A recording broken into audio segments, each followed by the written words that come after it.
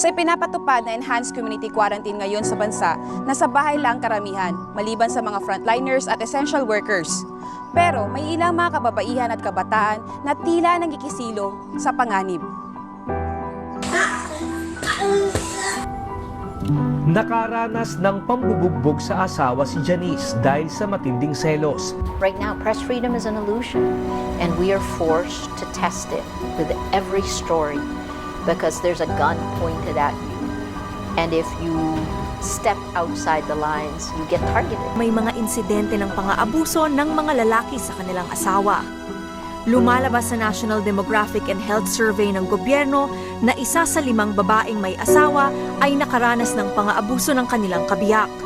Ayon